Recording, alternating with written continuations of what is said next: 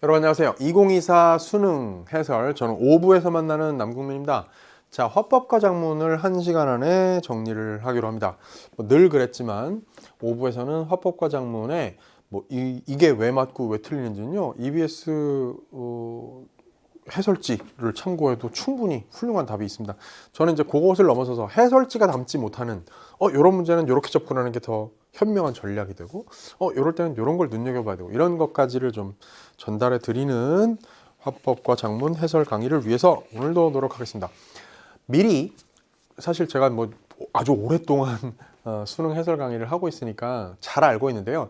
이 수능 해설 강의는 사실은 오늘 진짜 시험을 치른 학생들은 별로 듣지 않을 강의라는 걸 알고 있습니다. 들을 필요가 굳이 없죠, 그죠? 그런데도 와서 지금 막 자기가 시험 봤던 걸 다시 복기해 보느라고 듣고 있는 학생이라면 진짜 훌륭한 학생. 정말 이거는 대학 가면 진짜 엄청 공부도 잘하고 나중에 우리 사회에 큰 인재가 될 사람이야. 근데 못 들어도 안 들어도 괜찮으니까 지금 저는 알고 있습니다. 예비 수험생들이 사실은 이 강의에 더 관심이 많다는 것을. 제가 신신당부하는데요. 화법과 작문을 그냥 제가 단적으로 얘기하면 똘똘한 중학생도 시간만 충분히 주면 다 맞아요. 함정에만 빠지지 않으면, 그럴 수 있다면 화법과 작문은 시간만 충분히 주어지면 다 맞힐 수 있는 문제들입니다. 근데 우리가 여기에 지금 조건이, 함정이 거기에 있는 거야. 시간만 충분히 준다면. 근데 그렇지가 않은 상황이라는 점을 전제로 해야 되는 것이고요. 바로 그렇기 때문에 화작이야말로, 물론 다른 분야도 마찬가지인데 어느 한 분야가 안 그렇겠습니까만, 화작 분야야말로 정확한 개념에 대한 학습이 반드시 필요하다. 그 개념이라는 것은 여기 등장하는 화법과 작문의 용어를 얘기하는 게 아닙니다. 초고란 무엇이다 이런 걸 얘기하는 게 아니거든요. 여기에 사용되는 개념어들은 여러분들이 어려워할 게 하나도 없어요. 다만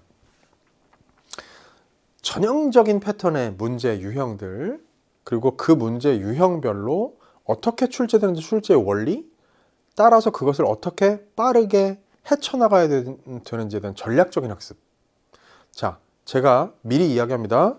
제 개념 강의에서 개기일식에서 종합편으로 올해 준비할 건데, 거기에 화법과 작문을 최대한 압축해서 단 7강 안에 완벽하게 녹여 넣어서 여러분들에게 화법과 작문을 보는 눈이 완전히 달라지게 만들어 놓을 겁니다. 아직은 지금 강의 제작 직전인데요. 그거 여러분 꼭 반드시 학습하고 화법과 작문에 덤벼들기를 바란다는 얘기를 들어봐야 알 거예요. 들어보면 알게 됩니다. 자, 그런 전략의 총알로서 화법과 작문의 달인이 되는 여러분들의 미래를 꿈꾸며 오늘 수능 시험을 한번 풀어보도록 하겠습니다. 화법과 작문은요, 사실 오늘 화법과 작문 시험 문제는 특별히 대단히 어려웠다라고 얘기할 수는 없을 것 같아요. 화법과 작문이 때로 와, 이런 함정을 팠다고? 이러면서 놀라운데? 이런 것들이 가끔 있습니다. 그리고 아니, 함정을 이렇게나 많이 판다고? 이런 생각이 들 때도 있고요. 근데 사실 이번 시험은 그렇게까지 곳곳에 함정이 있어서 정말 초집중하지 않았더라면 좋은 성적을 받기 어려울 만큼 그런 정도의 화법과 작문 시험은 아니었다고 생각해요. 다만 여러분 지금 앞에 독서와 문학 헤쳐나오면서 워낙에 힘든 상황들을 많이 견딘 상황에서 화법과 작문을 풀어야 했기 때문에 시간적인 압박이 굉장히 컸을 테고, 아마 출제지는 그런 독서와 문학에서의 난도와 연동되는 문제로 이 화법과 작문의 난도들을 조절했을 거라고 저는 예측을 합니다. 자, 늘 반복되는 패턴이 그대로 세트의 구성의 측면에 있어서는 그대로 반복이 됐죠. 안정적인 패턴이 유지가 됐다는 겁니다. 35에서 37번까지 세 문제가 바로 화법 단독, 그 중에서도 발표를 대본으로 하는, 이 자리는 항상 강연 혹은 발표로 구성됩니다.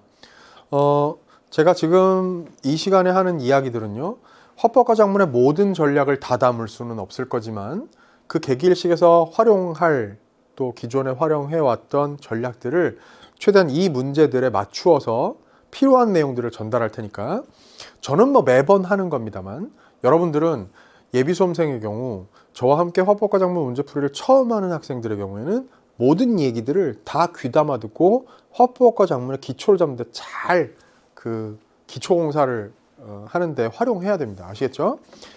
첫 번째 세트는 강연이 아니면 발표로 나와. 근데 이번엔 발표야. 근데 강연하고 발표는 전문가가 어떤 강연을 하거나 또 학생이 뭘 조사해서 발표를 하거나 차이가 아무것도 없어요. 그냥 신분이 다를 뿐이에요. 내용상으로 구조상으로는 아무 차이가 없습니다. 다만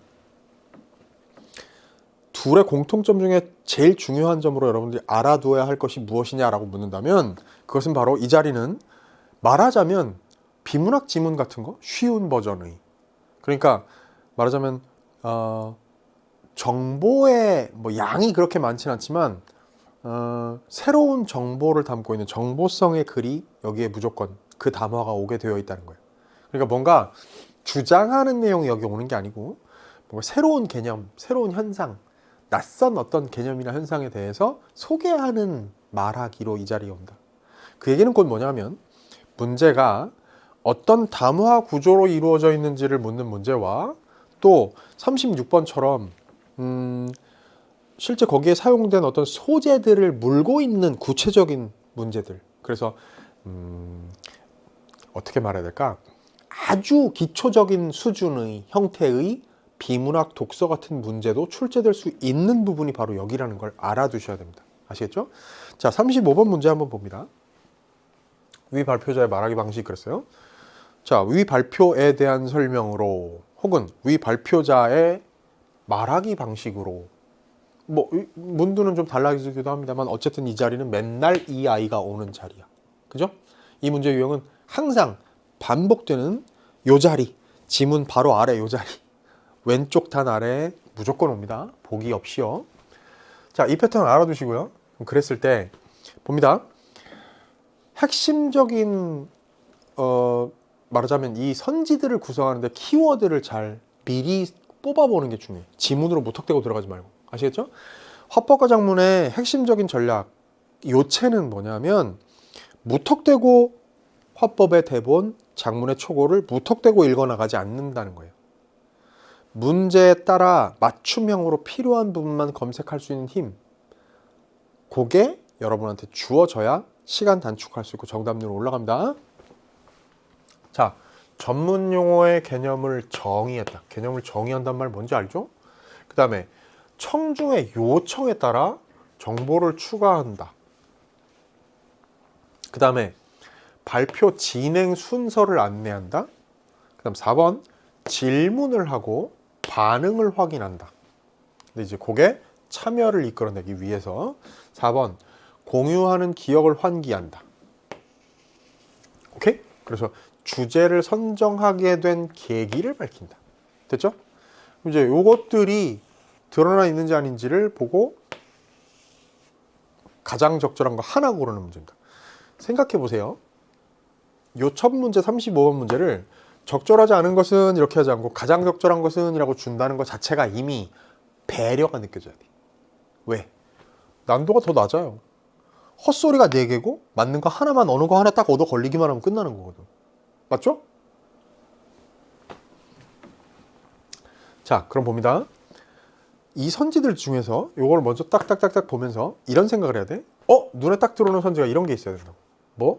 발표 진행 순서를 안내한다라는 건 여러분들이 많은 문제를 풀어볼 때 저랑 함께 개념을 공부한 사람이라면 항상 반복적으로 요거는 1문단의 끝자리에 오는 거구나 라는 걸 알 수 있습니다.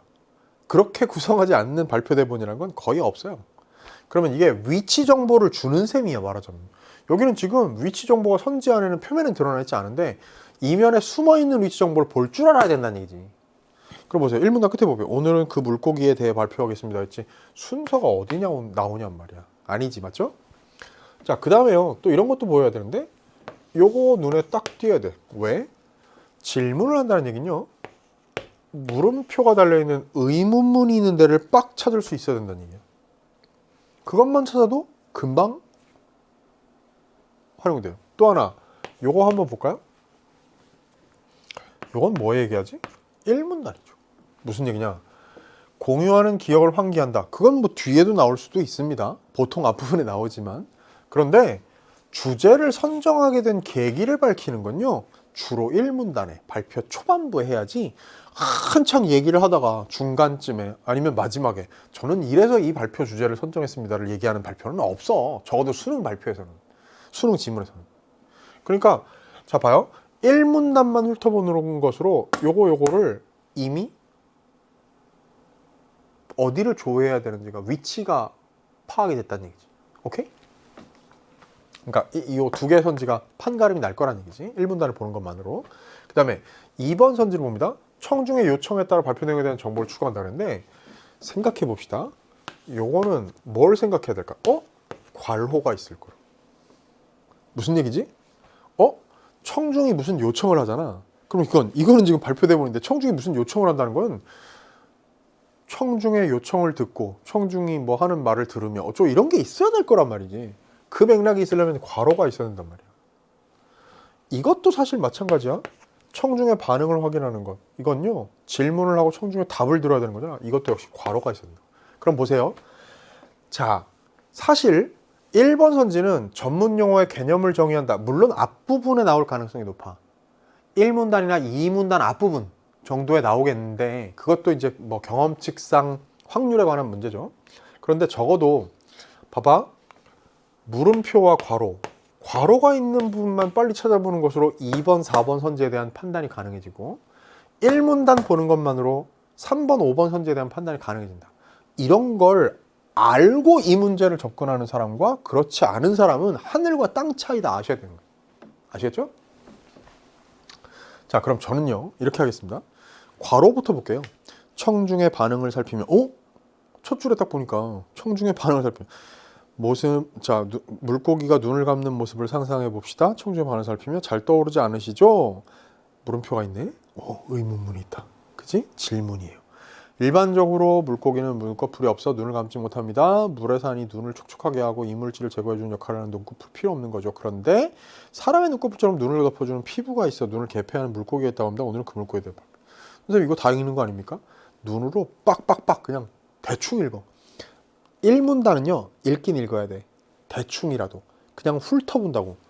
요 두 선지를 위해서도 그렇고 이 발표의 상황이라는 거, 내용 주제라는 걸 알기 위해서도 그건 필요해. 그 정도는 읽어야 돼. 근데 보세요. 보니까 어때? 1문단에서 발표 진행 순서 안내하는 거 1문단 끝부분에 없었지. 얘는 죽었네요. 그 다음에 5번 선지 볼까요? 발표 주제를 선정하게 된 계기를 공유하는 기억을 환기해서 한 거 없었죠. 1문단에서 이런 게 있어야 되는데 없어. 그지? 됐네. 그럼 이제 괄호를 이제 본다. 아까 얘기했던 대로. 청중의 반응을 살피며 했는데 청중의 반응. 좋았어. 그런데 이건 엄밀히 말하면 질문을 하고 반응을 확인한 그건 아니지. 청중의 반응을 살피며가 질문보다 앞에 있으니까. 그죠? 그런데 또 밑에 보면 자료 제시 이런 게 2문단에 2개, 3문단에 하나 있고요. 3문단 끝에 쯤에 가니까 자, 꾸구리는 낮과 밤 중에 언제 주로 활동할까요? 대답을 듣고 맞습니다. 밤이죠. 답 나왔네? 오케이? 청중의 참여를 이끌어내기 위해 질문을 하고 청중의 반응을 확인한다. 답 4번이에요. 됐나? 35번 문제는요. 지금 얘기했듯이 앞에 상황 설정 세팅 보느라고 1문단 훑어보다가 선지 2개 날아갔고요. 그 다음에 괄호 보다가 괄호를 가지고요. 청중의 요청을 얘기한 괄호는 지금 여기 없었고 이런 괄호가 있어서 보니까 4번이 답이 바로 나왔어요. 그러면 봐. 나오지도 않겠지만 전문 용어의 개념을 정의한 부분이 있는지 없는지를 굳이 찾을 필요가 없어지는 거야. 지문에서 굳이 읽을 필요가 없다고 그걸. 자, 좀 극단적으로 과장해서 얘기해 볼게요. 우리가 꿈꾸는 수능 시험에서의 물론 이거는 화법 교육의 차원에서는 바람직한 건 아닙니다만 현실적인 시간의 압박 속에서는 이런 상을 한번 꿈꾸고 공부하고 도전해보는 것도 재미가 있어요. 뭐냐? 나는 수능 날 정확하게 뭐가 나왔는지 다 꼼꼼히 읽어보지 않아서 정확하게 모르겠어. 그냥 요령껏 빨리 풀고 나오느라고 화작에서 뭐가 무슨 물고기 눈꺼풀 이런 거 나온 것 같은데 이런 것만 기억에 남는 거지. 근데 다 맞았어. 오케이. 이게 우리가 꿈꾸는 수능 날의 내 모습 아닙니까? 누구든 그렇잖아요. 요령을 알면 문제를 어떻게 접근해야 되는지 접근법 자체가 달라집니다. 아셔야 돼요. 36번 갑니다. 다음은 발표를 준비하며 참고한 내용이다. 기억 디귿을 구체화한 발표 계획 중 발표에 반영되지 않은 것은 그런데요. 요 문제가 보세요. 이게 약간 요 자리가 요 약간 조금 심오한 문제 유형으로 나온 거고 뭐 완전히 새로운 문제 유형은 아닙니다만 보통 이 자리에 요런 유형보다 더 많이 출제됐던 거, 상대적으로 더 많이 나오는 것은 거기에 자료 제시 있는 것들 있죠. 그것들을 자료 제시를 가지고 뭐 무슨 동영상 자료를 어디에다가 어떻게 무슨 목적으로 기억 자리에 활용한다, 니은 자리에 사진 자료를 어떻게 활용한다. 보통 그런 걸 많이 활용해. 그래서 자료를 실제로 그 36번에다가 보기 박스 같은 데다가 뭐 기억 자료, 니은 자료, 티귿 자료 뭐 이런 걸 주는 그런 방식 여러분 더 많이 봤을 겁니다. 자, 이 문제는요. 보세요. 발표를 준비하면서 청중 분석했어. 청중의 요구, 배경지식, 청중과 관련성 이거 다 읽을 필요 없습니다. 특히나 얘는 기호도 안 달려 있잖아. 자, 발표 구성이 도입부, 전개부, 정리부. 뭐 이건 뭐 어떤 단어든지 도입, 정리, 전개, 정리지 그죠? 그런데 청중의 관심 유발을 기억에다가 딱 달아놨어. 그리고 니은에서 효과적인 정보 전달을 위한 내용 조직, 전달할 내용에 알맞은 자료 활용이 있단 말이야. 그럼 이제 요게 아까 얘기했다시피 보통 36번 자리에 요 자료만을 가지고 내는 문제들도 많이 있다는 것도 이참에 알아두시고 마지막에 내용 요약 및 강조가 정리부에 드러나겠구나. 보통 이럴 때 이 대본을 기준으로 말하자면 요게 1문단, 요게 끝문단이죠.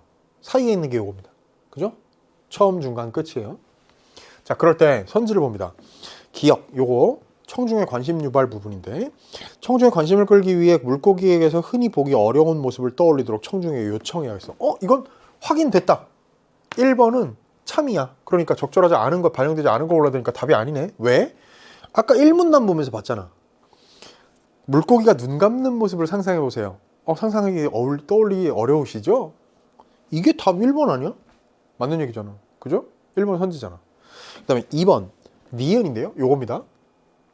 효과적인 정보 전달을 위한 내용 조직과 관련해서 2번 선지 볼게요.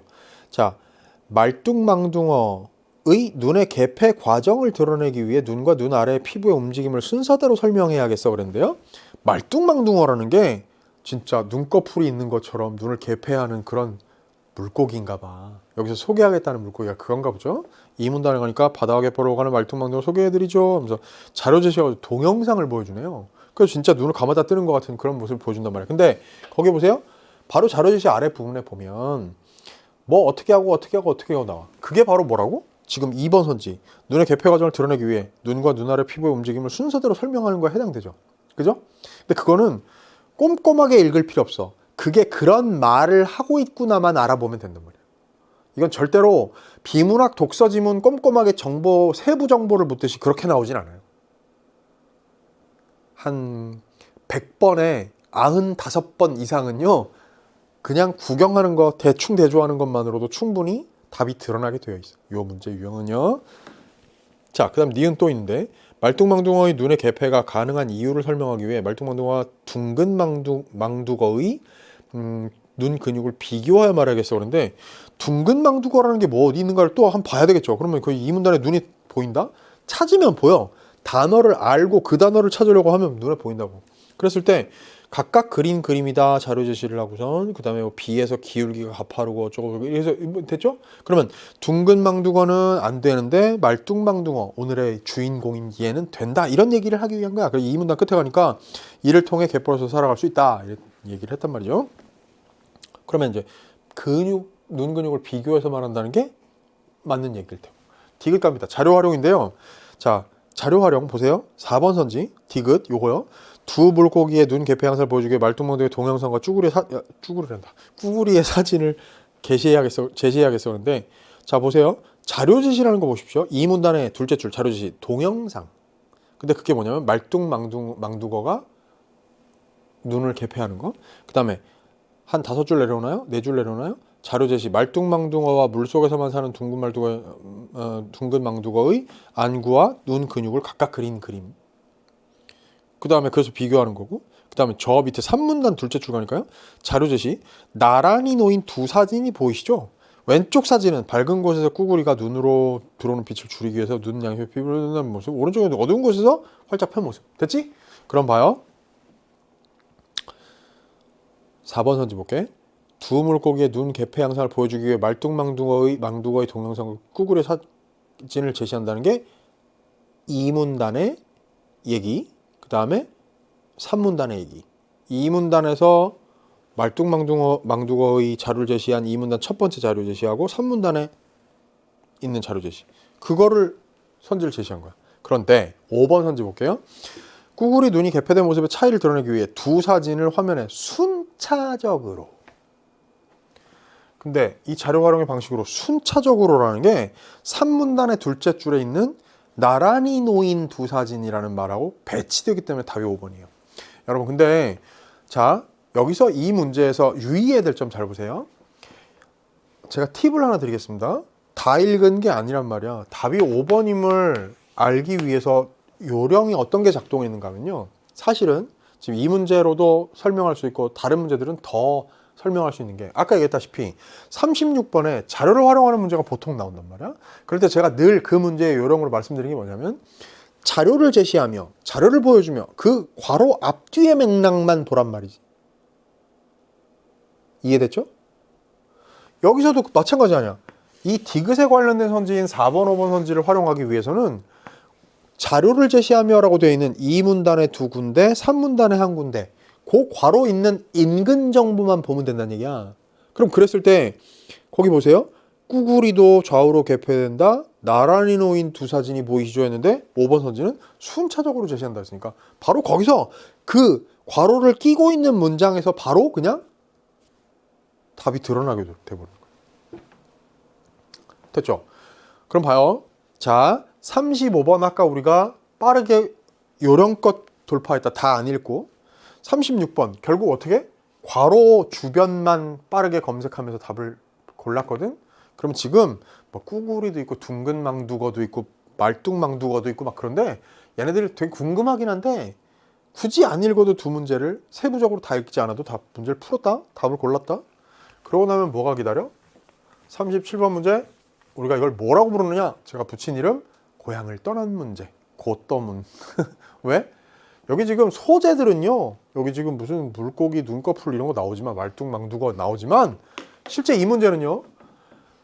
고향을 떠난 문제라고 얘기한 게 뭐냐면 지문의 내용하고 직접적인 연관이 없어.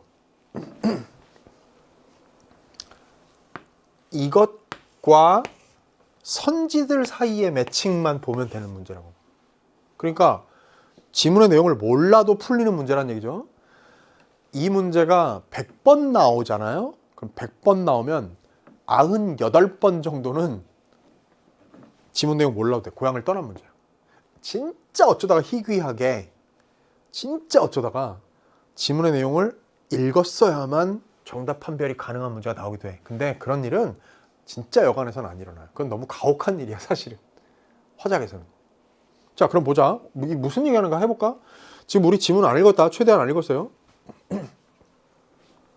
얘가 무슨 얘기하는 거 봅시다.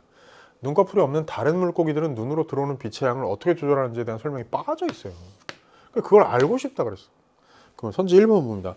발표에 언급되지 않은 정보에 대해 궁금증을 드러내겠다. 딩동댕. 오케이? 이게 지금 지문 읽는 거하고 상관이 있습니까? 없습니까? 없어요. 학생 2 볼까? 상어에도 눈꺼풀 같은 피부가 있다고 알고 있어. 그 피부가 꾸구리 눈에 붙어있는 눈에 있는 피부와 같은 역할을 수행하는지 누리집에서 검색해야지.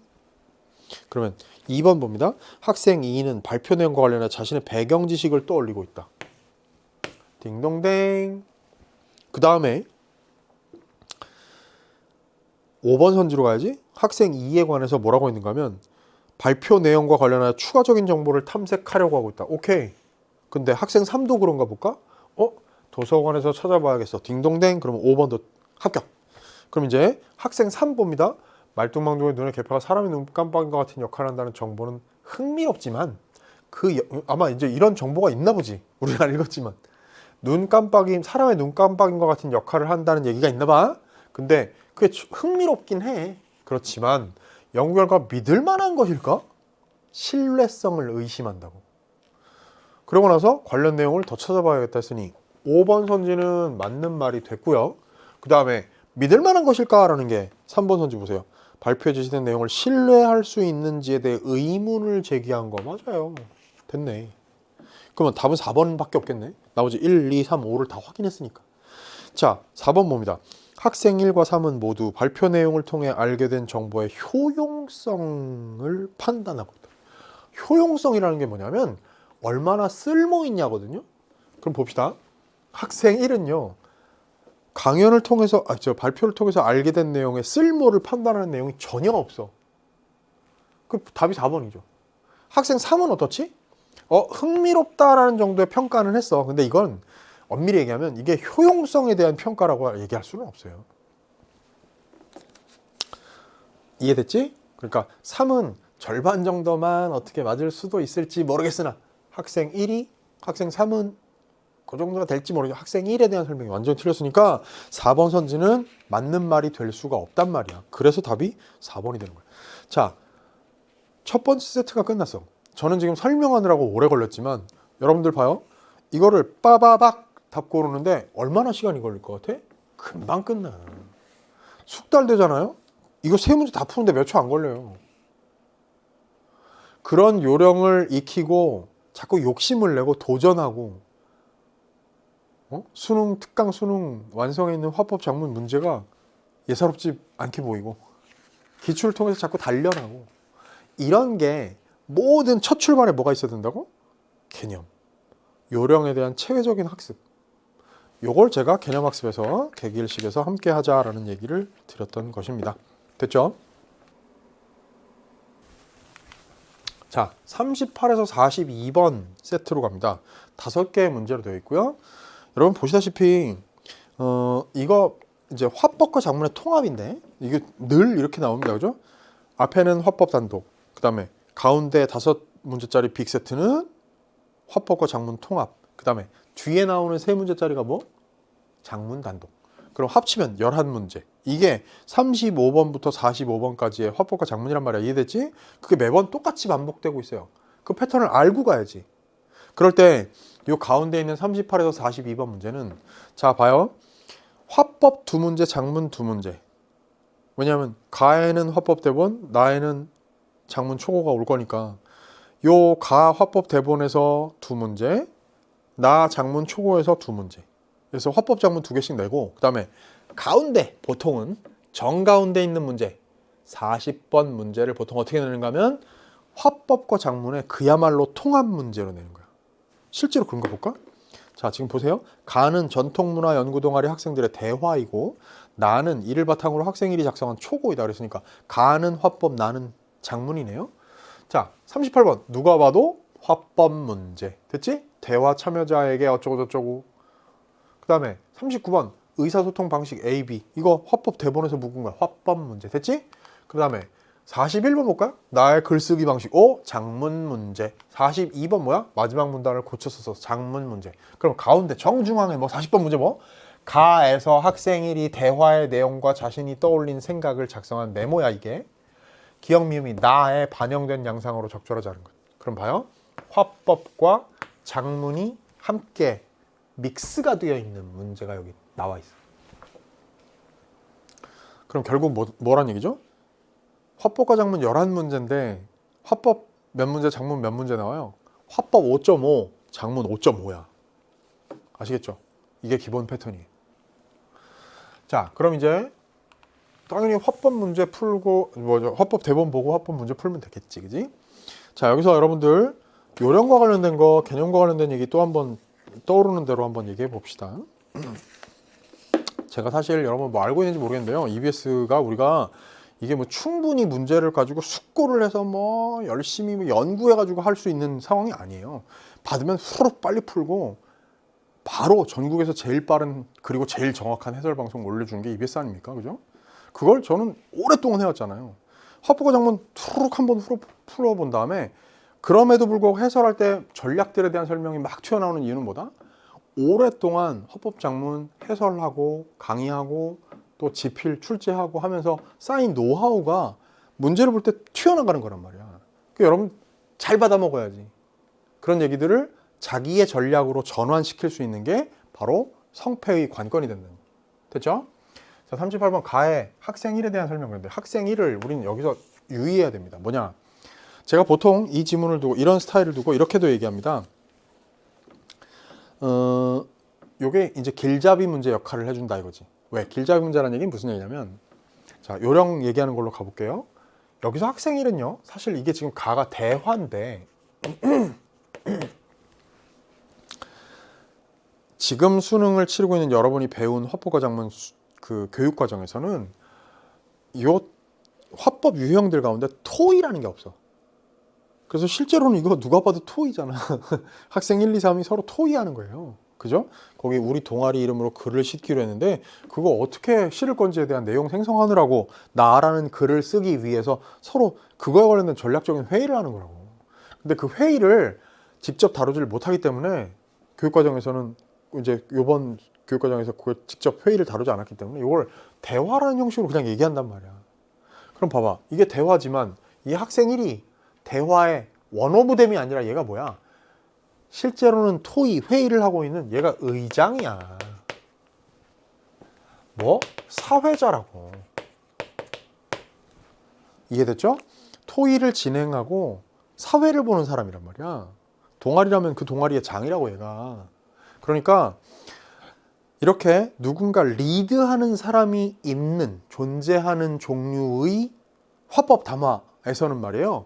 그 사람의 말을 뼈대로 삼아서 내용을 잡아가는 게 전체를 아우르는 큰 아웃라인을 잡는데 굉장히 효과적이에요. 그래서 이 문제가 전체 가를 보는데 길잡이 역할을 해준다. 자, 볼까? 자, 보세요. 이거부터 봅니다. 마치 35번 아까 문제 풀었듯이 생각해보자. 왜냐하면 우리가 보면서 바로 정오 판단을 할 수 있게 하려면 여길 먼저 보는 게 유리한 거야. 맞죠? 자, 볼까? 대화 참여자에게 대화에 적극적인 태도로 참여할 것을 요청하는지를 볼 거야. 그 다음에 추후 모임에서 논의할 사항을 안내하는지 볼 거야. 그 다음에 입장을 확인한 후 합의를 이끌어내고 있는지 볼 거야. 그 다음에 질문을 해가지고 내용을 전환하는지 볼 거야. 그 다음에 자, 출처를 요구하는지 어떤 정보에 대해서 볼 거야. 됐죠? 이거 맞아, 버전이 달라서 그렇지 다른 그 세트에 들어와 있어서 그렇지 사실은 본질을 다 벗겨놓고 보면 35번 문제랑 똑같은 문제야. 이해되셨어요? 앞에는 발표를 가지고 그 담화에 이런 방법들이 활용됐는지를 묻는 문제고요. 이거는 지금 대화, 더 정확하게는 토의를 하고 있는 학생들의 말 속에 사회자가 이런 말을 하고 있는지를 확인하는 문제입니다.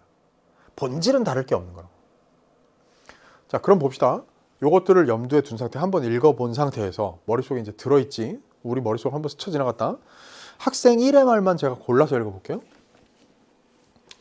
교지에 우리 동아리 이름으로 글을 싣기로 했잖아. 유네스코 인류문화유산으로 등재 신청한다는 전통 한지에 대해 쓰기로 한 거 기억하지? 전통 한지의 우수성부터 이야기해 볼까? 그럼 이제 전통 한지의 우수성에 대해서 얘기를 하겠지. 왜?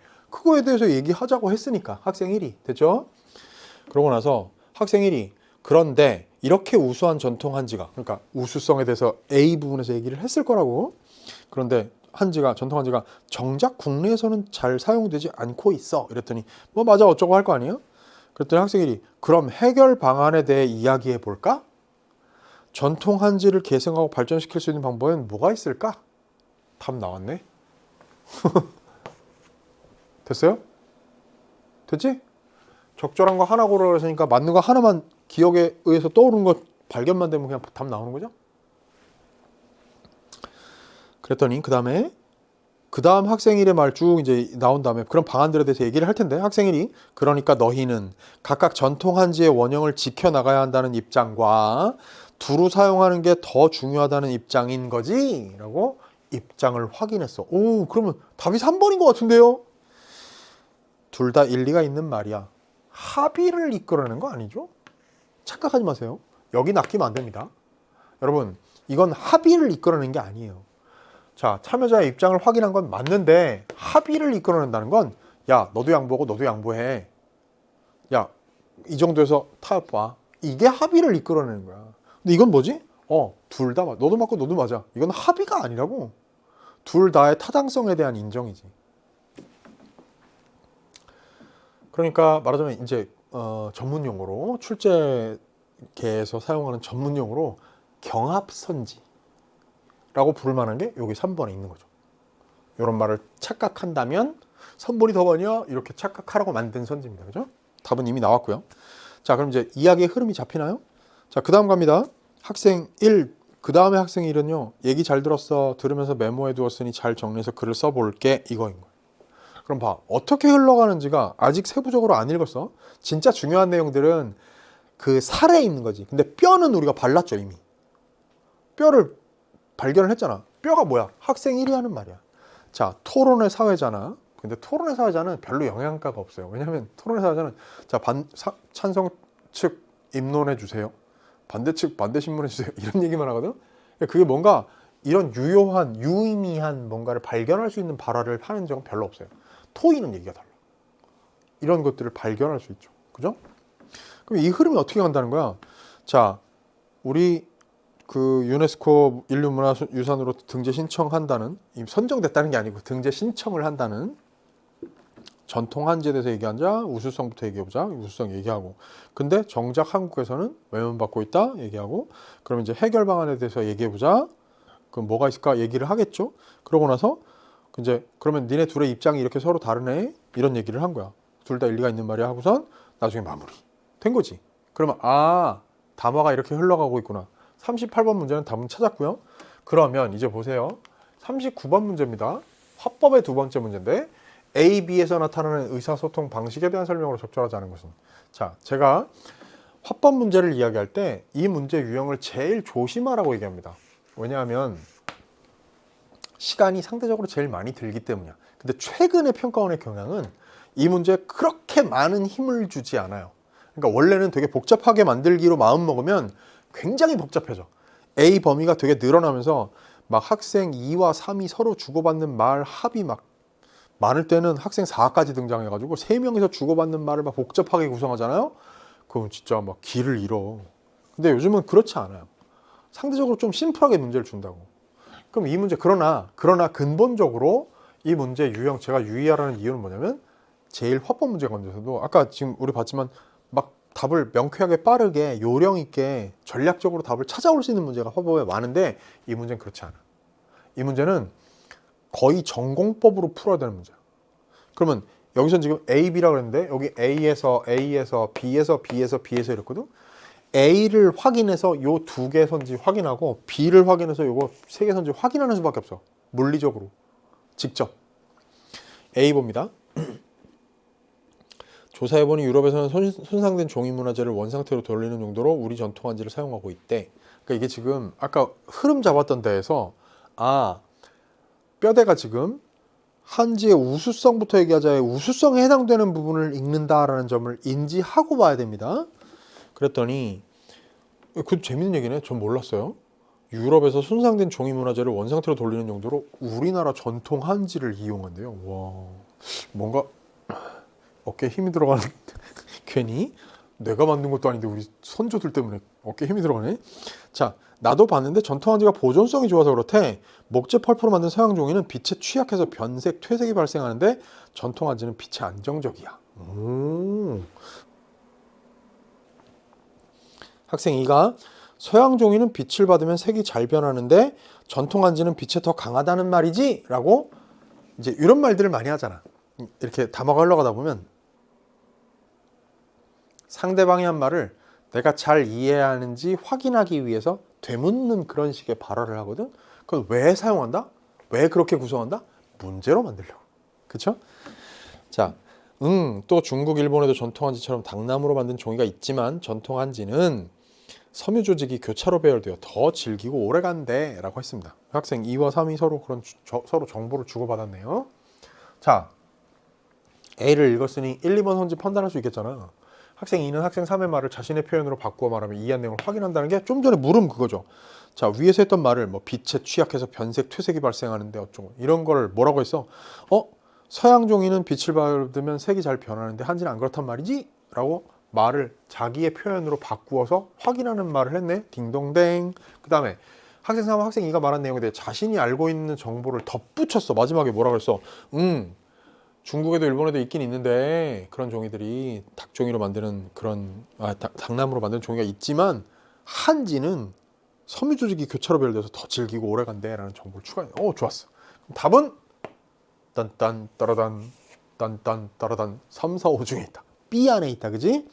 자, B에는 그 앞에 있는 학생 1이 말이 뭐였어? 그걸 전통한지를 계승하고 발전시킬 수 있는 방안에 대해서 얘기하는 거니까 그 방안을 이야기를 서로 학생 2와 3의 중심으로 얘기를 나누겠죠. 2가 높은 품질 유지해야지. 근데 이제 우리 아까 봤지만 이 둘이 서로 입장이 서로 다른 거야. 핀트가 서로 약간 다른 거죠. 초점이. 그게 그 B 이후에 학생 1이 얘기할 때 각각 입장에 대해서 정리하는 부분이 나왔었잖아. 우리 봤지만 각각이라 그랬으니까 학생 2와 3이 각각 2는 전통한지의 원형을 지켜나가자는 입장, 3은 두루 사용하는 게 더 중요하다는 입장일 거라고. 맞죠? 그럼 머릿속에 지도를 그려놓은 채로 B를 읽으면 훨씬 유리하다는 게 제가 아까 38번 문제를 학생 1의 얘기만 읽어가면서 뼈대를 잡는 방법으로 독해를 하는 게 유리하다는 얘기입니다. 선생님, 결국에는 다 읽는 것 같은데 선생님이 얘기하는 게 그게 맞나요? 처음부터 그냥 주로 다 읽죠? 아니야. 38번으로 학생 1로 뼈대를 잡고 학생 2와 3의 A, B에 해당되는 부분이 무슨 대화인지 어떤 내용으로 구성될지를 알고 39번 문제를 풀기 위해 검토하는 게 훨씬 더 효과적이에요. 해봐야 알아. 믿고 따라오세요. 아시겠죠? 자, 근데 그럼 이제 우선 높은 품질을 유지해야지. 그러니까 아까 학생 1이 마지막에 정리했던 것 중에 품질을 유지하자, 그 원형을 지켜나가자라는 쪽이 학생 2겠네. 그래서 전통 방식으로 만들고 국내산 당나무 사용해야 되고 기술 전수 교육도 필요하다. 이렇게 전통 한지를 그대로 고스란히 유지를 해야 된다라는 입장, 굉장히 그 뭐랄까 보수적이랄까 그런 입장을 학생 2가 했어. 그랬더니 근데 학생 3이 안 쓰면 소용없잖아 이런 얘기를 한 거예요. 그랬더니 학생 2가 그렇게 생각해. 그래서 사용을 늘리기 위한 정부 차원의 노력이 필요하다라는 얘기를 학생 2가 했거든. 그래서 3이 근데 그걸로 해결할 수 있을까? 그것만으로 될까? 민간에서 많이 사용하는 게 더 중요한 것 같아 라는 얘기를 한 거죠. 자, 학생 2가 그런데 쓰이는 민간에 사용되는 무슨 생활용품 어쩌고 그런데 그 한지들은 기계로 만들거나 수입산 당나무로 만든 품질 낮은 한지가 대부분이야. 그렇게 해서는 전통을 계승하기 어려워. 원형을 보존 제대로 해야 돼. 굉장히 강구한 입장입니다. 그랬더니 학생 3이 그런 거 확실해? 민간에서 쓰는 그런 닭종이가 품질 낮다는 거 맞아? 그거 확인 필요할 것 같은데? 라고 신뢰성의 의문을 제기하는 거죠. 타당성에. 그리고 옛것을 유지해야만 전통의 계승일까? 보존만이 좋은 건 아니라고 봐. 이제 학생 2와 3의 어떤 관점을 잘 이제 갈무리를 하면서 파악을 했어야 돼. 그럼 보세요. 학생 2는 학생 3의 의견을 수용한 후 자신의 의견을 제시하고 있는 거 맞지? 왜? 그래, 나도 그렇게 생각해. 그래서 정부 차원의 노력이 필요해 했으니까 이거 맞습니다. 그 다음에 학생 3, 학생 2가 제공한 정보가 정확한지에 대해 의문을 제기하는 거. 아까 얘기했죠? 그거 확인해 봐야 되겠는데? 품질 낮은 거라는 거 맞아? 일단 의심해 보는 거야. 비판적인 수용을 하는 거죠. 자, 학생 3, 학생 2가 제시한 해결 방안이 공정하지 못하다고 지적. 그런 게 어디 있어요?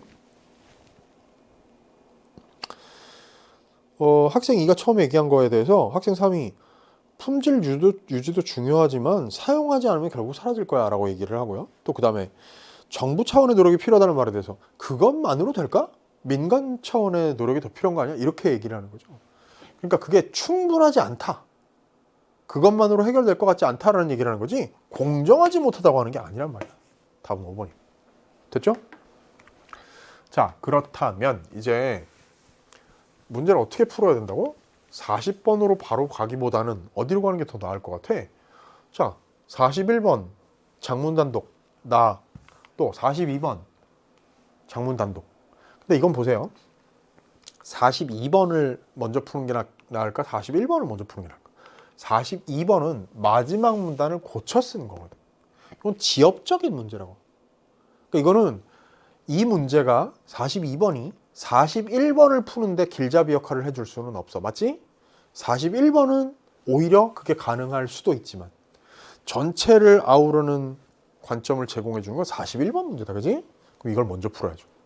자, 중요한 건 여기서 제가 40번을 건너뛰었다는 겁니다. 왜 그렇죠? 40번 문제를 먼저 풀기 전에 이걸 먼저 풀어야 되는 이유는 나에 대한 장악을 한 상태에서 가와 나를 엮어놓은 문제로 가는 게 압도적으로 유리하기 때문이라고. 아시겠어요? 그러니까 그런 식의 요령이 선생님 그거 진짜 머리 아프네요. 재미있어. 믿기지 않겠지만 재미있다고.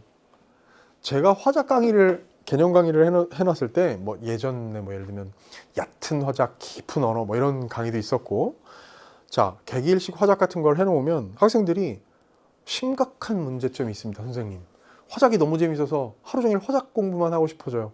나에게 더 많은 화작 문제를 줘. 막 그런다는 전설 같은 이야기들이 있습니다. 머리를 굴려. 없는 길을 만들어내는 재미가 있어. 진짜로 시간이 단축되는 걸 내가 진짜 느끼는데, 실제로 시간을 재보면 그렇게 되는데, 놀라운 성공의 경험을 여러분에게 제공합니다. 자, 40번 문제보다 41번 문제를 먼저 푸는 게 낫겠죠. 왜냐? 생각해보자. 자, 그럼 보세요. 저 가장 적절한 거 하나 고르래요. 그럼 이제 4개가 헛소리라는 얘기죠, 여기서. 자신의 특별한 경험을 활용하여 문제의 심각성을 드러냈다. 자, 자기의 특별한 경험. 이게 지금 닭종이와 관련된 건데 자기의 특별한 경험이 뭐가 있을까? 잘 모르겠어. 일단 약간 정답이 되기에는 살짝 먼저 거리감부터 느껴지는 선지다. 그지? 그런데 문제의 심각성을 드러냈다고 한다면 이게 지금 뭐 한지가 우리나라에서 인정받지 못하고 있는 그런 걸 이제 문제라고 할 테고, 그것의 심각성 뭐 그 정도일지 모르겠네. 근데 어쨌든 이게 만약에 있다면 이거는 글의 앞쪽에 등장해야지 보통. 그지? 그런 정도 생각하고. 2번 독자에게 익숙한 상황을 들어 예상되는 반론에 대해 반박하였다. 자, 독자에게 익숙한 상황을 들어서 예상되는 반론에 대한 반박. 자기가 어떤 논지를 펼치는데 그것이 반론에 부딪힐 것 같아. 그렇게 예상돼. 그걸 자기가 미리 예상해서 그것에 대해서 미리 반박해 놓아. 이런 글들도 많이 있지만 상대적으로 꽤 특수한 경우에 사용돼. 어쨌든 그렇다. 주장을 뒷받침하는 사례를 들어서 주장의 실현 가능성을 제시한다. 이거는 훨씬 더 보편적인 글에서 발견할 수 있는 것들 아닙니까? 그렇죠? 이거 확인해 보자. 그 다음에 제재의 물리적 특성을 분석하여 문제 상황의 원인으로 제시한대요. 근데 이거는 일단 생각해봐. 전통 한지의 물리적 특성에 관한 것은 아까 우리 봤던 거에도 있어.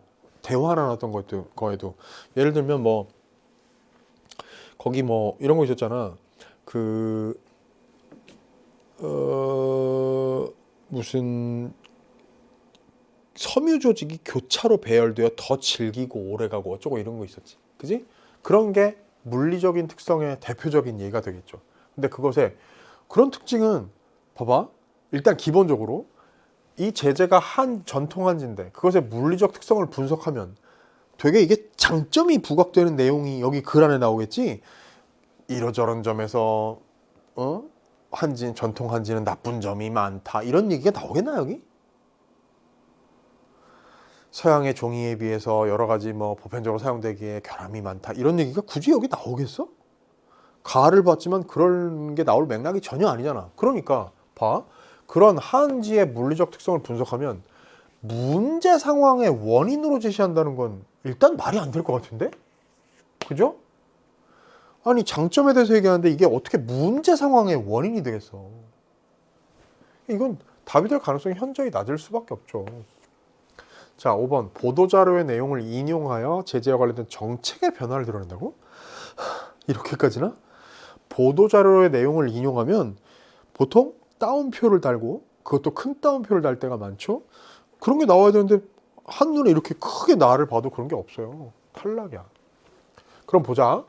정답이 될 가능성은 아까 우리 봤지만 1번, 2번, 3번 가운데 답이 될 가능성은 3번이 제일 높을 것 같은데? 왜?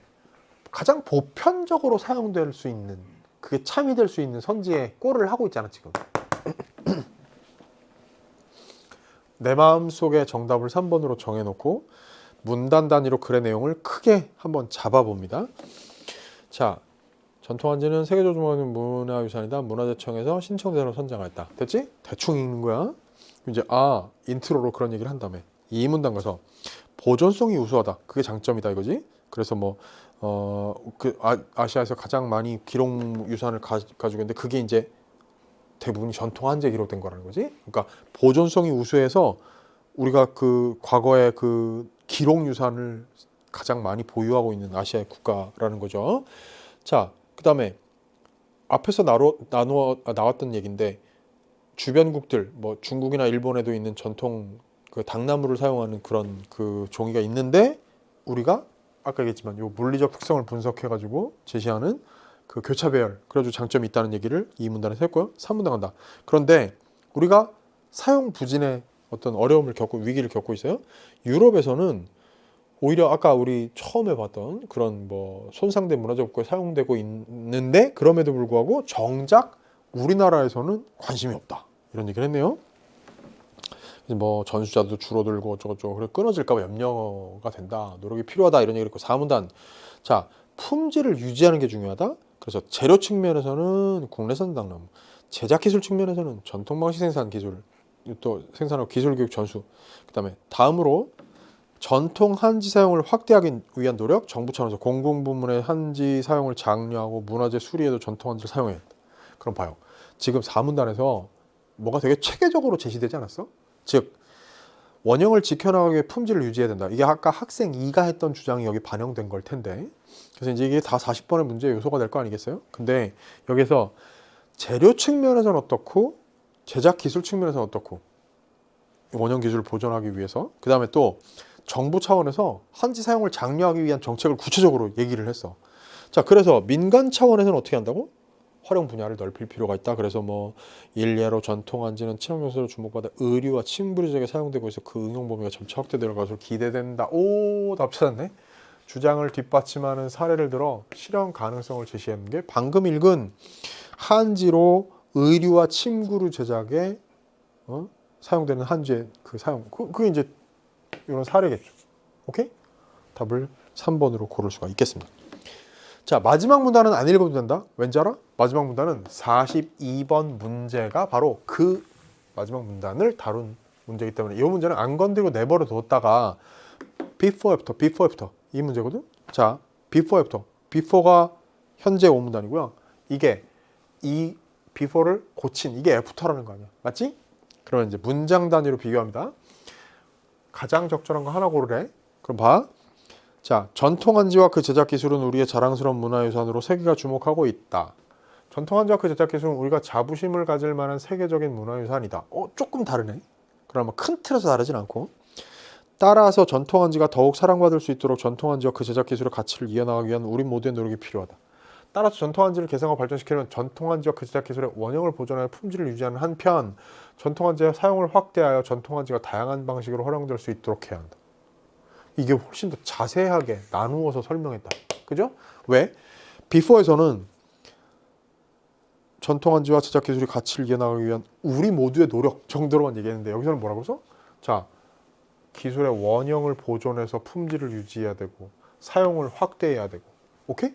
이런 얘기로 나눠서 얘기했으니까 그러면 봐요. before가 after가 되는데 어떤 수정 계획이 가장 적절하겠니? 어떻게 해서 애프터가 된 거니? 그럼 이제 선지를 고르는 거야. 답이 3번이겠죠. 전통 한지 개선 및 발전을 위한 방안을 앞서 제시한 두 가지 방향이 드러나도록 써야 되고 앞서 제시한이라는 게 뭐예요? 4문단 얘기하는 거죠. 4문단에서 아까 봤지만 자, 품질을 유지하는 것, 원형을 지켜나가기 위해서 그거 4문단의 앞부분이고요. 그 다음에 전통 한지 사용을 확대하기 위한 노력, 그게 뒷부분이란 말이에요. 더 정확히는 이제 그 넷째 줄, 그죠? 넷째 줄부터 시작되는 거죠. 그죠? 자, 그렇다면 앞서 4문단에서 다루었던 그 얘기를 그대로 반영해서 두 가지 방향이 드러나도록. 자, 요거 하고요. 그 다음에 요거 하고요. 두 가지가 제시됐구나. 그래서 두 번째 문장이 before보다 여기가 더 자세해졌다. 상세해졌다. 그리고 그것은 4문단의 내용을 반영한 것이다. 답이 3문단입니다. 됐죠? 그럼 이제 우리 뭐 해야 된다고? 뭐 남았지? 이 세트? 안 풀고 넘어가면 안 된다. 40번. 화법과 작문, 가나를 우리가 다 머릿속에 장악이 되어 있으니 이 문제가 풀리게 되어 있는 거죠. 훨씬 더 쉽게. 자, 갑니다. 다음은 가에서 학생 1이 대화의 내용과 자신이 떠올린 생각을 작성한 메모이다. 이게 메모예요. 그지? 기억 미음이 나에 반영된 양상으로 적절하지 않은 것은 그랬어요. 아까 얘기했지만 이것은 화법과 작문의 통합 문제. 그래서 이 문제의 지분이 0.5는 화법에 있고 0.5는 작문에 있다 이겁니다. 됐죠? 자, 재밌는 문제인데 대화의 내용은 이건 가에 있던 내용들이야. 맞지? 근데 그걸 바탕으로 해서 자기가 혼자 이런 생각을 떠올려 봤어. 글을 쓰기 위해서. 맞지? 학생 1이라는 애가 이 나 글을 쓴 애니까, 쓰기로 한 애니까. 그럼 이제 요런 내용 대화에서 자기가 엮어가지고 여기에서 요런 대화 내용을 정리하면서 요런 생각을 해보고, 즉 문화재 상태 복구 사용 유럽에서 그런다. 그 학생 2가 그런 얘기 했잖아. 그래서 어떻게 활용하지? 이렇게 했단 말이야. 보존성이 뛰어나다. 뒷받침할 자료가 더 필요할 것 같아. 라고 니은. 그 다음에 빛이 안정적이고 질기고 오래간다는 걸 이 보존성이 뛰어나다는 것에 항목으로 애들이 대화에서 얘기했는데, 그래서 모두 활용할 거냐? 라고 물음표를 찍어놨어. 그러면 둘 중에 하나만 쓸 거냐, 둘 다 쓸 거냐를 고민하자. 이런 걸 자기가 메모한 거죠.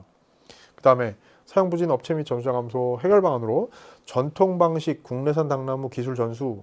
자, 이렇게 그 학생 2가 이런 걸 제시를 했는데, 뭔가 분류가 필요할 것 같은데 라고 자기가 메모한 거고요. 정부 차원은 뭐? 물음표를 찍어놓고 어떤 방안이 있을까? 정부 차원이 노력해야 된다 했는데 구체적이지는 않으니까 자기가 구체화하는 뭔가를 떠올려야 될 것 같아. 자, 민간 차원에서 아까 이게 뭐야? 이게 바로 뒤에 41번 문제에서 아까 우리가 봤던 이 정답지. 주장을 뒷받침하는 사례를 들어 주장의 실현 가능성을 제시하였다. 이 사례로 제시된 게 바로 요것들이었잖아. 아까 그죠? 생활용품, 공예품 이런 거, 뭐 의류와 뭐 침구류 어쩌고 나오셨지, 그지? 자, 그런 얘기 엮여 있는 거야, 그지? 자, 그랬을 때 그러면 이제 요 기억 가지고 1번 선지를 한번 봅니다. 학생 2의 발화를 토대로 작성된 기억. 학생 2가 이런 거 유럽 얘기 소개한 거 맞잖아, 그지? 그러면 이 기억이 학생 2의 발화를 토대로 작성됐다는 걸 아까 우리가 봤던 기억에 의해서 여기까지는 맞는 얘기다. 그 다음에 기억은 전통 한지의 우수성을 부각하기 위한 내용으로 나에 반영되었다. 맞나요? 그럴 법도 한데, 이게 문화재 상태 복구 유럽에서 사용된다는 건 그만큼 한지가 우수하니까. 그냥 짐작으로 풀지 마. 답이 1번이에요. 왜? 아까 이 41번 문제를 푸느라고 글 전체 1, 2, 3, 4문단까지를 훑어봤던 경험에 의하면, 그 기억에 의하면 그 유럽에서 사용되는 그 얘기가 어떤 맥락에서 사용되는가 하면 이런 거죠. 여기서 지금 그래서 어떻게 활용에 관해서 활용하는 방법을, 자, 선지에서처럼 전통 한지의 우수성을 부각하기 위한 내용으로 사용된 게 아니라 유럽에서는 그렇게 활용하느라고 오히려 우리 한지에 대해서 관심이 많은데 우리나라는 정작 관심이 덜하다. 이런 얘기를 하는 맥락에서 사용됐거든. 그래서 답을 1번으로 골라야 된다. 니은 가지고 얘기해 볼까요? 학생 3회 발화를 토대로 작성된 니은. 뭐냐면 학생 3회 보존성이 뛰어나기 때문이야 라는 얘기를 하거든. 그지? 거기에 지금 A 부분에 학생 3회 첫 번째 말 봐봐요. 근데 그것은 세계기록유산과 관련된 내용이 추가되어 나에 반영되었다 그랬는데, 그게 아까 이 문단에서 봤던 내용이거든. 그지? 왜? 세계기록문화유산이 아시아에서 제일 많이 우리나라에 있는 이유가 바로 이 지금 보존성. 그거 관련된. 딩동댕. 맞지? 아까 대화에는 없었는데 그 내용이 추가된 거죠. 3번 요 디귿인데요.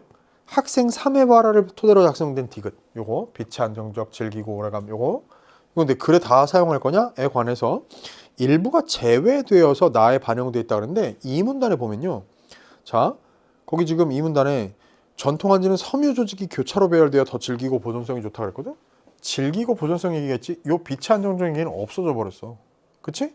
그러니까 3번 선지도 맞는 말이 됐다는 얘기. 그 다음에 리을 관련해서요. 자, 학생 2의 발화를 토대로 작성한 리을, 전통 방식 국내산 당나무 기술 전수. 이거 학생 2가 되게 완고한 입장으로 얘기했던 것들이잖아. 근데 그게 전통 한지 품질 유지를 위한 방안이 범주화되어 나의 반영됐다. 맞지? 4문단에서 자, 재료 측면에서는 뭐, 제작 기술 측면에서는 어쩌고 저쩌고 측면을 나누고 범주화하는 거잖아. 카테고리를 나눈다고. 그러니까 4번도 맞는 얘기고요. 그 다음 미음 관련된 거, 정부 차원 뭐 이걸 어떤 방안이 있을까? 5번 학생 2의 발화를 토대로 작성된 미음은 아까 정부 차원에서 노력을 해야 된다고 얘기했었잖아. 근데 그럴 때 전통 한지의 사용 확대를 위한 방안이 구체화되어 나의 반영. 4문단에 나오죠. 그걸 뭐라 그랬어? 뭐 공공부문의 전통 한지 사용을 장려하고 또 문화재 복원의 전통 한지를 사용하고. 이거 구체화됐네. 좋았어. 그러면 아까 우리 봤던 내용 중에 1번만 틀리고 2, 3, 4, 5는 맞는 얘기다. 근데 여러분, 이 문제는 너무너무 어렵습니다. 여러분들이 아마 화작 문제 중에서 제일 많이 틀렸을 문제가 이걸 거라고. 왜냐하면 이게 전형적으로 답이 안 보이는 문제. 그러니까 1번이 선지만 읽었을 때 너무나 맥락상 매끄러워. 아니 문화재 상태 복구에 사용될 만큼 유럽에서 그렇게 각광받는다? 그럼 그게 당연히 한지의 우수성을 부각하기 위한 내용으로 들어가 있겠지가 되는 거야. 그런데 실제로는 아까 우리가 41번 문제를 풀면서 봤던 맥락에 의하면, 기억에 의하면 그것이 틀린 말이다. 어떤 맥락에서 사용됐는지가 글 안에서 잘못 진술되어 있는 정답지를 고를 수 있어야 되겠다. 됐죠? 이제 마지막 세트로 갑니다. 43에서 45번 세트인데요. 세 문제 달고 있는 장문 단독 세트입니다. 자, 그랬을 때 다음은 장문 상황과 이를 바탕으로 학생이 작성한 초고이다 그러는데 물으면 다 보죠. 자, 장문 상황이라는 건 별표 쳐놓으세요. 반드시 봐야 됩니다. 왜? 이렇게 문제로 나오기 때문에. 근데 이 장문 상황은 대체로 심플하게 제시가 돼요. 거기 봐봐. 학교 신문의 기고란에 기후변화 대응과 관련된 글을 쓰려고 함. 이게 다야. 그럼 봐. 학교 신문이라는 게 매체야. 그지? 자, 봐. 근데 주제도 나와 있네. 기후변화 대응에 관련된 뭐 어떤 거죠? 뭐에 관련 내용. 정확하게 소주제까지 딱 이제 참 주제가 작성이 된 건 아니지만 주제가 대략 어떤 방향이라는 건 알 수 있을 것 같아. 자, 목적은 나왔나요? 아마도 짐작하기로 자, 기후변화 대응에 관해서 그냥 단순히 설명하는 글은 아닐 것 같은데? 주장하는 글이지 않을까? 그럴 가능성이 높아요. 물론 이제 요 부분은 상당히 많은 부분이 지금 짐작에 의존한 거긴 한데요. 자, 독자는 어떻습니까? 예상 독자. 이건 누구예요?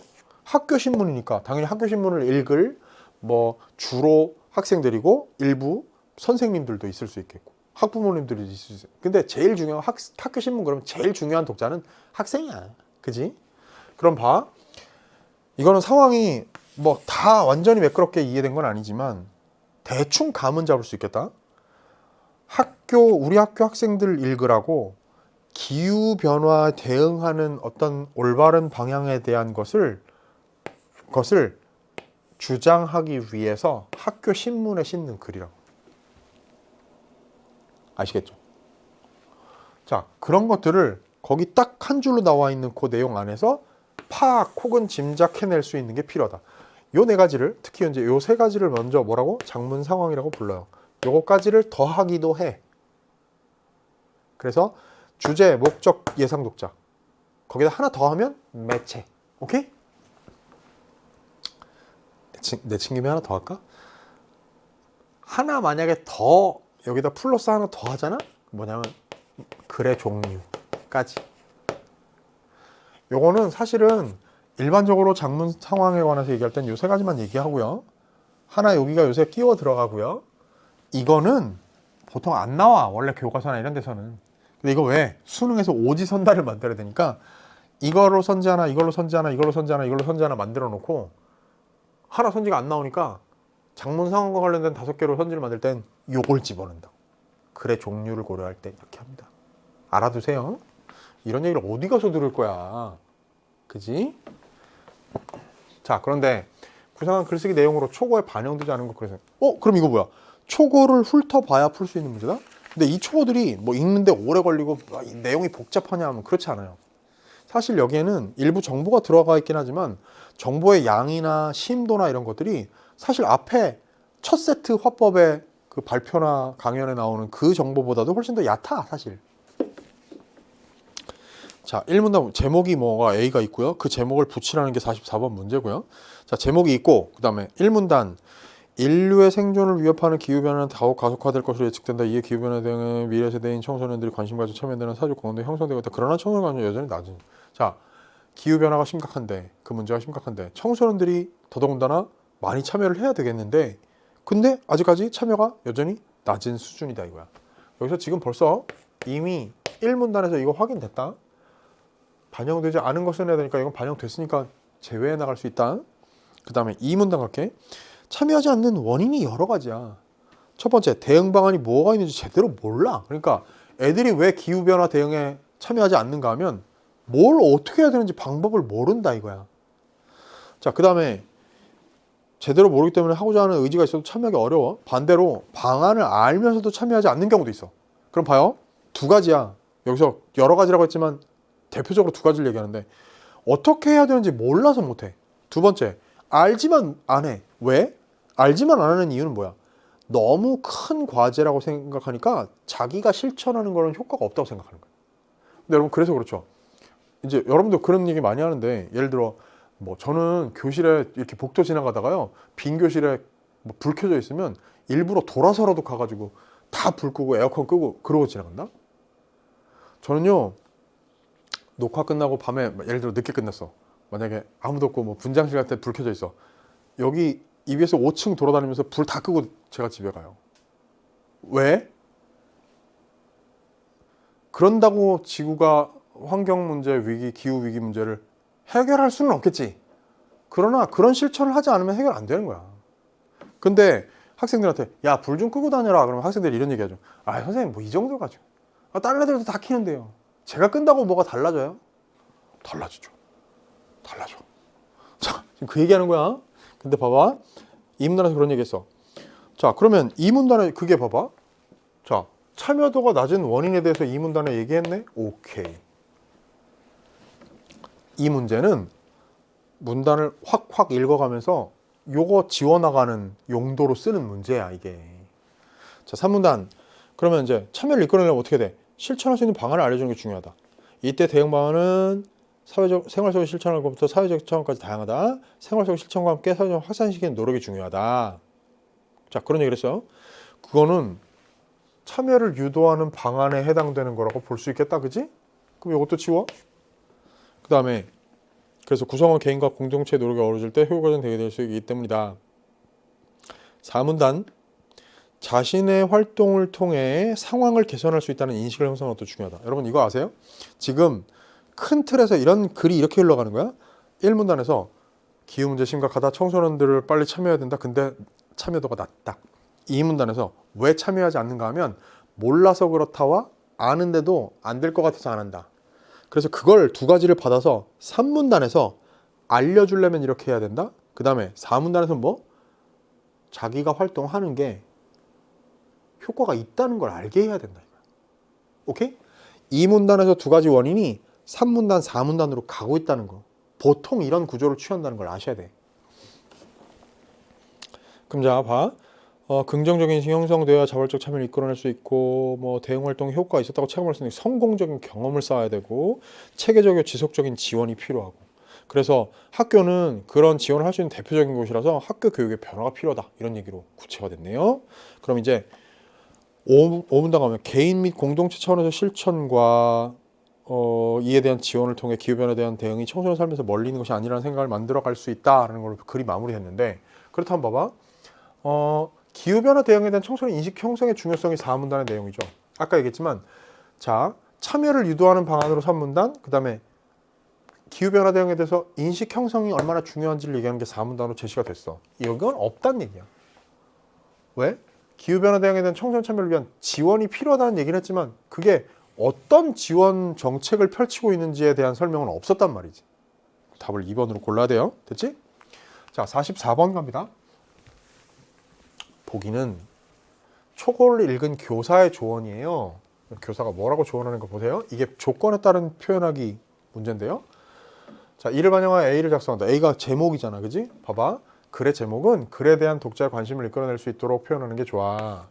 기후변화의 심각성과 글의 5문단에서 말하고자 하는 바가 잘 드러나는 내용으로 쓰는 게 좋겠어. 됐죠? 이거는 봐봐. 조건이 짜잘하게 나누면 3가지. 근데 사실 이거는 이렇게만 이거 A 조건, 이거 B 조건 2개의 조건이라고 하면 봐도 돼요. 자, 기후변화의 심각성이 드러나 있는 제목이어야 돼. 그리고 5문단에서 말하고자 하는 바가 드러나야 돼. 이게 두 번째 조건. 그럼 5문단의 조건 다시 한번 잠깐 볼까? 개인 및 공동체 차원에서의 실천과 이에 대한 지원을 통해 기후변화에 대한 대응이 청소년의 삶에서 멀리 있는 것이 아니라는 생각을 만들어줘. 그럼 봐요. 기후변화가 심각하다는 내용이 있는지 그리고 청소년의 삶과 멀지 않다라는 것을 드러냈는지 내용 조건 2개입니다. 됐지? 그러면 경험상, 출제 경험, 해설의 경험상 이 문제는요. 정답이 제일 긴 것에 있을 가능성이 매우 높아. 확률상. 왜냐하면 조건을 모두 다 누구도 이의를 제기하지 못할 만큼 완벽한 정답지를 만들잖아요. 상대적으로 길어지게 돼 있어.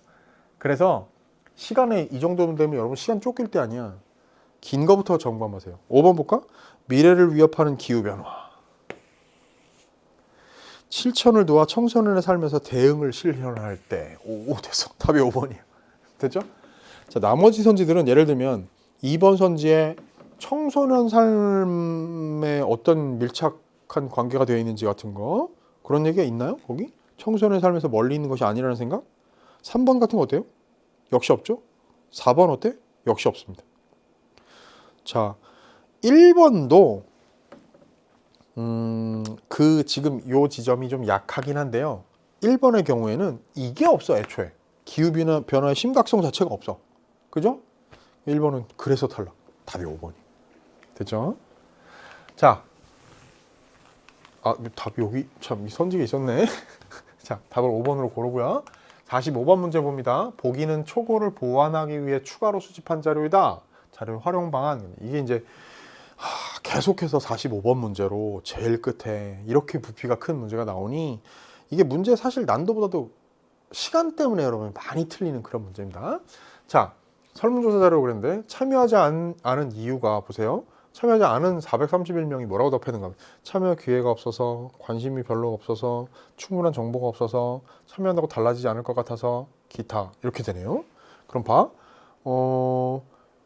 예를 들면 어떻게 해야 되는지 뭐 잘 모르겠어서, 그 다음에 내가 뭐 한다고 달라질 것 같지가 않아서, 이런 게 이제 그래서 언급했던 그런 것들이야, 그지? 1번 선지 봅니다. 기억 -1 요거를 활용해서 청소년들이 대응 방안에 무관심하거나 관련 정보가 충분하지 않은 것을, 자, 무관심하거나 그 다음에 정보가 충분하지 않은 것, 그지? 이것을 방안을 실천하더라도 효과가 없다고 청소년들이 생각하는 이유로 이 문단에 구체화한데 말이 됩니까? 자, 이 문단에서 그런 얘기를 하긴 했죠. 방법을 몰라서와 그리고 한다고 뭐가 달라지지 않을 것 같아서, 이 두 가지를 참여하지 않는 원인으로 제시하긴 했는데, 자, 그거를 굳이 떠오르지 않더라도 1번 선지만 놓고 얘기해 볼게요. 자, 청소년들이 대응 방안에 무관심하거나 그 다음에 관련 정보가 충분하지 않다는 것을 방안을 실천하더라도 효과가 없다고 생각하는 청소년들이 생각하는 이유로 이 문단에 구체화한대. 말이 돼? 아니, 참여하지 않은 이유로 이 항목이 별도로 존재하는 것들인데 요것의 이유다라는 건 말도 안 되는 얘기야. 아시겠어요? 이거는 사실 이 문제 유형 중에서 어떻게 보면 역대급으로 쉬운 문제입니다. 답을 던져준 거예요. 더군다나 1번에다가 얘다 답 가져라. 앞에서 독서로 문학으로 고생했지? 가져가. 이렇게 한 거거든. 골라야죠. 답 1번이에요. 자, 나머지들 니은을 활용하여 그랬는데 요 니은 볼까? 자, 신문기사인데 청소년 기후변화 대응 세미나가 어디에서 개최되었다. 참여자들은, 자, 보세요. 기존의 교육이 어땠다고? 관심을 갖도록 만들었지만 실천적 대응을 이끌어내는 한계가 있었다고 지적했어요. 그러면서 적극 참여하고 실천하며 효용을 체감할 수 있도록 학교 사회의 실천 연계형 교육으로 전환해야 한다. 이게 이제 이런 주장인데, 그래서 기존 교육의 한계를 지적하며 세미나 참여자들이 동의한 내용, 이게 이제 이런 거 아니겠어? 그지? 이렇게 이런 내용을 기후변화 대응과 관련된 학교 조직 교육의 변화 방향으로 4문단을 보강한다. 맞죠? 4문단에는 구체적으로 이런 얘기까지는 안 나왔었으니까 요 내용을 활용하면 딱 좋겠네. 그 다음에 디귿을 활용하여 인터뷰 자료인데요. 냄냄 생태환경연구소 샘샘샘 박사는 현재 각 국가가 온실가스 감축을 시행하고 있지만 각국에서 설정한 목표를 감축을 하더라도, 목표를 달성을 하더라도 2020년에 출생한 세계 각국의 아이들은 평생 동안 50년 전에 태어난 세대에 비해 7배 수준의 폭염을 겪을 것이라고 예상합니다. 라고 했어요. 그러면 디귿을 활용하여 미래 세대는 폭염으로 인한 영향을 더 크게 받게 될 것이라는 전문가 예측을 청소년들의 활동 참여에 대한 사회적 공감대 형성의 근거로 1문단 추가한다. 그지? 청소년들이 직접 이런 피해 당사자가 될 수 있다는 점을 1문단에다가 그 공감대 형성의 근거로 1문단에 추가한다. 오, 좋아. 사례로 좋겠네요. 그죠? 딱 적절한 논리적으로. 그 다음에 4번 기억의 1과 기억의 2를 활용하여, 기억의 1과 기억의 2를 활용하여 청소년 다수가 참여한 활동들을 참여 기회가 없었다고 답한 청소년들이 생활 속에서 실천할 수 있는 기후변화 대응 활동의 사례로 삼는다 추가합니다. 자, 기회가 없다고 답한 청소년들이 이렇게나 많았어. 근데 참여한 아이들이 여기 169명이거든? 참여하지 않은 애들을 대상으로 한 거였고, 이건 참여한 애들이야. 근데 여기에, 지금 보세요? 거기 뭐라 그랬어? 다수가 참여한 활동들이라고 하면 뭐 특히나 이런 거 거겠지, 그지? 이런 것들을 얘네들한테 소개를 해준다, 이런 얘기야. 말하자면. 그럼 사례로 추가한다. 당연히 맞는 말이죠. 논리적으로 당연히 활용하기 딱 좋겠네, 그지? 기회가 없었다? 이런 거 해보세요.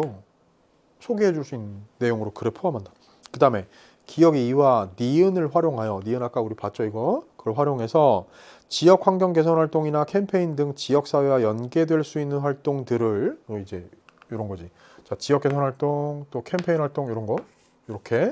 이런 것들, 지역사회와 연계될 수 있는 이런 활동들을 청소년의 긍정적 인식 형성을 위해 학교가 지원할 사례로 사문단에 구체화한다. 그럴 수 있겠네요. 사문단에다가 이런 사례, 지역사회와 엮여서 어떻게 활용할 수 있는 그런 사례들 같은 것들을 학교가 지원할 사례, 긍정적인 인식을 위해서.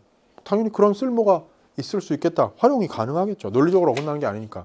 중요한 건 1번 선지, 아까 얘기했다시피 이것과 이것이 이것의 원인이 된다? 뭐라 그랬나? 그지? 그렇게 생각하는 이유라, 말도 안 되는 거예요.